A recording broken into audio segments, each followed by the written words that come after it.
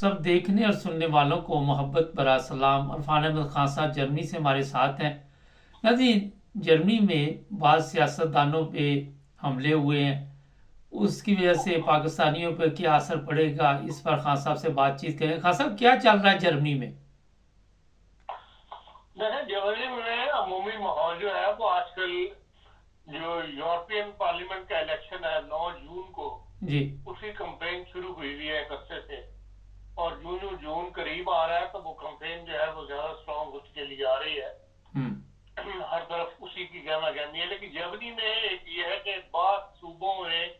جو local bodies کے election ہیں وہ بھی مئی میں ہو رہے ہیں، اینڈ جی آف مئی۔ جی 9 جون کو تو اس کا الیکشن ہے یورپین پارلیمنٹ کا، اس دن بھی بعض جگہوں میں لوکل باڈی الیکشن ہے جرمنی میں، اور مئی کے اندر بھی ہے۔ جی اس لیے ایک جسے کہنا چاہیے سیاسی گہما گہمی جو ہے وہ کچھ زیادہ ہے یہاں پر۔ جی اور جو اپریل میں یورپین پارلیمنٹ نے فیصلہ کیا تھا اسائلم سے متعلق جو ریفارمز وہ لے کر آئے تھے، وہ عوام کچھ اس سے، یہ عوام کا نہیں کہنا چاہیے بلکہ جو رائٹس پارٹی ہے، جو مخالف ہے غیر ملکیوں کی، وہ کچھ زیادہ توقعات اس ریفارم سے وابستہ کیے ہوئے تھیں، ہم کیونکہ 2015 کے بعد یہ ایک بڑی ریفارم تھی جو یورپین پارلیمنٹ نے اس کے اوپر ڈسکشن کی تھی، لیکن اس میں کوئی ایسا بڑا جو کہیے انقلابی فیصلہ انہوں نے کوئی نہیں کیا، سوائے اس کے کہ یہ ان سائڈ جو ان کی پروسیجر وغیرہ ہیں ان کے اندر انہوں نے بعض تبدیلیاں کی ہیں۔ اور ایک بڑا فیصلہ بس یہی تھا کہ جو ایسے ممالک جو جن کے کیسز 20% سے کم ہے منظور ہونے میں عدالتوں سے، ان کے لیے انہوں نے کہا تھا ڈیٹین سینٹر جو ہے وہ بنا دیے جائیں کیپرس وغیرہ کے اندر، اٹلی ترکی میں، کیپرس میں، سائپرس میں، اور ایسی اٹلی کے ساحلوں کے اوپر، اور ان کو وہیں سے ان کے کیس سن کے اور وہیں سے ان کو ڈپورٹ وغیرہ کر دیا جائے، جن کے کیس منظور ہو جائیں ان کو پھر یورپ میں اندر آنے دیے جائے۔ اس کے علاوہ تو اس میں کوئی ایسا بڑا فیصلہ نہیں تھا۔ ہم تو اس سے جو یہاں کے رائٹسٹ لوگ ہیں جو مخالف ہیں غیر ملکیوں کے، ان میں کافی ایک اشتعال سا پایا جاتا ہے۔ اور پہلی دفعہ ہم جرمنی میں دیکھ رہے ہیں کہ جو الیکشن کمپین ہے اس کے اندر سیاستدانوں کے اوپر حملے کیے جا رہے ہیں۔ ہم آپ سے مخالفتیں تو چلتی ہے، ایک دوسرے کو زبانی تقریروں کے اندر بہت کچھ کہا جاتا ہے، لیکن حملے کرنا یا ہاتھ اٹھانا یا جسے کہتے ہیں بدتمیزی کرنا یا فزیکلی ان کو پریشر اٹیک کرنا، یہ پہلے جرمنی کی سیاست میں ہم نے نہیں دیکھا تھا۔ ہم یہ اس دفعہ جو ہے یہ دیکھنے میں آیا ہے۔ ابھی جو ڈریسڈن اتنا بڑا شہر ہے، وہاں پر ایک لیفٹسٹ کا مشہور لیڈر ہے مارکسس ایکٹن، اس ایکٹن جس نام 41 ایئرس اولڈ کا ہے، اس کو باقاعدہ وہ بیچارہ یورپین پارلیمنٹ کا ممبر کھڑا ہو رہا ہے، وہ اپنا اشتہار لگا رہا تھا، تو اس کے اوپر باقاعدہ دو نوجوانوں نے 18 سال کے دو نوجوان تھے، انہوں نے اس پہ حملہ کیا اور اس کو باقاعدہ زد و کوب کیا ہے۔ اس کی آنکھ بھی ضائع ہوئی ہے، اور اس کی اوہو ایک ہڈی بھی جو ہے وہ ٹوٹ گئی ہے، اور اس کا اب آپریشن وغیرہ ہوا ہے، جس کو بہت زیادہ پاکستان یا جرمن سیاست میں اہمیت دی گئی ہے کبھی یہ واقعہ کیوں ہوا ہے۔ جی لیکن اس واقعے کے ساتھ بہت سارے ایسے واقعات جو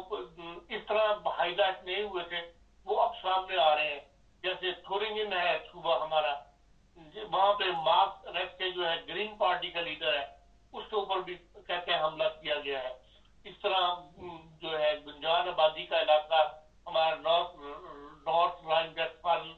وہاں پر ایسن شہر ہے، وہاں پر گرین پارٹی کے جو جیسا تھا اس کے اوپر بھی فزیکلی اٹیک کیا گیا، کچھ لوگ معمولی زخمی ہوئے ہیں۔ اس طرح برانڈنبرگ کے اندر گرین پارٹی کے ایک لیڈر ہے کارٹن گیورنگ ایکہارٹ، ان کی کار پر حملہ کیا گیا جب وہ گزر رہے تھے وہاں سے، اور وہ وائس پارلیمنٹ لیڈر ہے اس وقت وہاں پہ پارلیمنٹ میں، اور اس پر بھی حملہ کیا گیا۔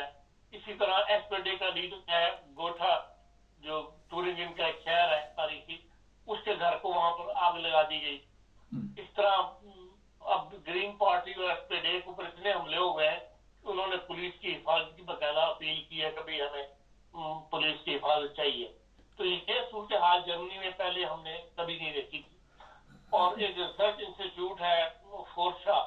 اس نے فوری طور پر ایک سروے کروایا ہے तो जिसमें उसने 6,400 मेयर साहिबान जो है उनसे इंटरव्यू किए हैं। तो वो बताते हैं कि 40% ने बताया है कि भाई इलेक्शन कैंपेन के दौरान जो है उन पर या उनके क्लोज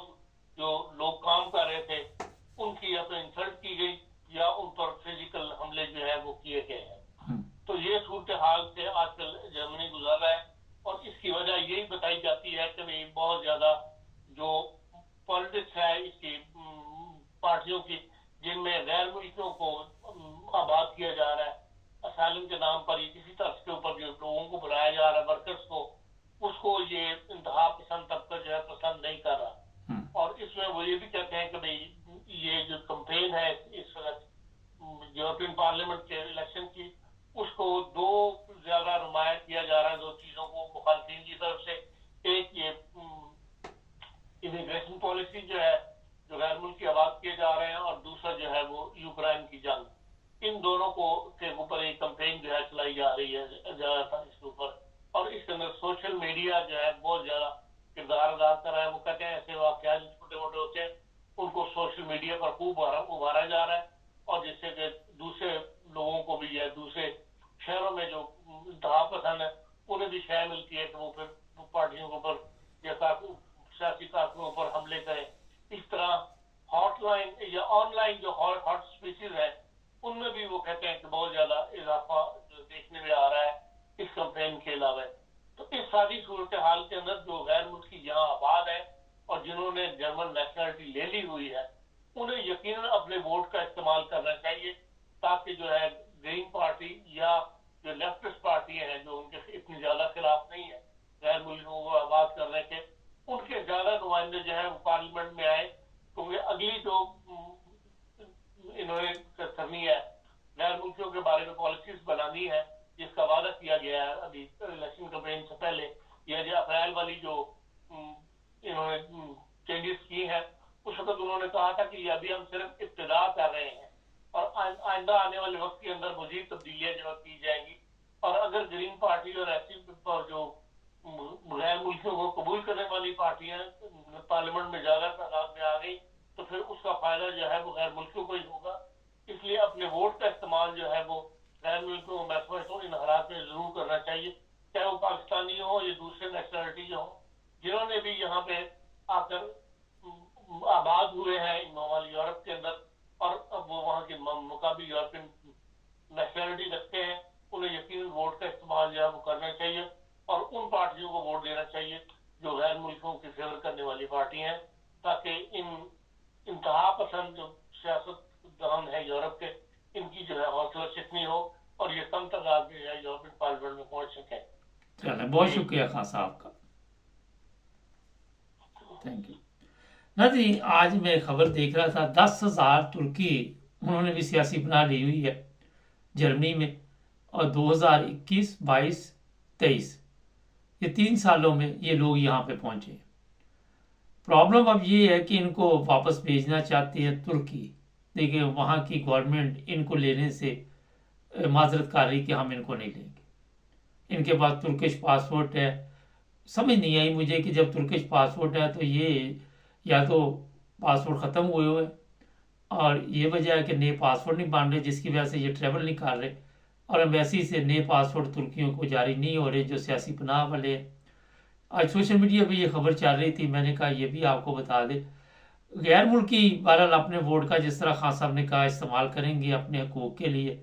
लेकिन पुरअमन रहे, किसी को नुकसान ना पहुँचाए, और यही आपकी जो